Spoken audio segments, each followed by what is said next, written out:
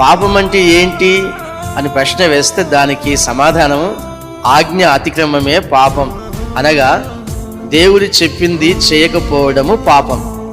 దేవుడు ఏం చెప్తే అది చేయాలి, ఏం చెప్తే అది చేస్తే పుణ్యం, ఆయన చెప్పింది చేయకపోతే పాపం. ఇంతే సింపుల్గా చెప్పుకోవడానికి. ఆయన అనగా పరిశుద్ధమైన దేవుడు మనుషులకు ఏం చెప్పాడు? నరహత్యే కానీ, దొంగతనమే కానీ, వ్యభిచారమే కానీ, అబద్ధాలు ఆడడమే కానీ, బూతులు మాట్లాడమే కానీ, కంటితో చెడ్డవాటిని చూడటం, చెవితో చెడ్డవాటిని వినటం, ఇలాంటివి చేయకూడదు. ఇతరులకు అపకారం కలిగించే పనులు చేయొద్దు, ఒకరిని బాధ పెట్టొద్దు, లంచం తీసుకోవద్దని కూడా చెప్పాడు. ఇతరులది ఏదైనా ఆశిస్తే కూడా తప్పే, ఆశించొద్దని చెప్పాడు.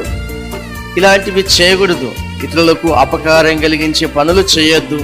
ఈ విధంగా దేవుడు అనేకమైన ఆజ్ఞలు, కట్టడలు నియమించి ఉన్నాడు.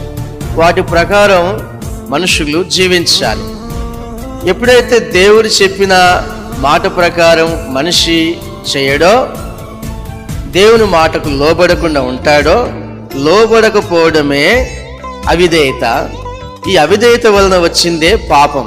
అనగా దేవుని మాట వినకపోతే మనము పాపం చేసినట్లే.